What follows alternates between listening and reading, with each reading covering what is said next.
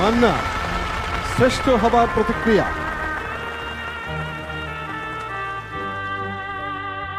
বিদেশের মাটিতে এসে যে অ্যাওয়ার্ডটা পেলাম, এই অ্যাওয়ার্ড আপনারা রায় দিয়েছেন বলেই আমি এই অ্যাওয়ার্ড পেয়েছি।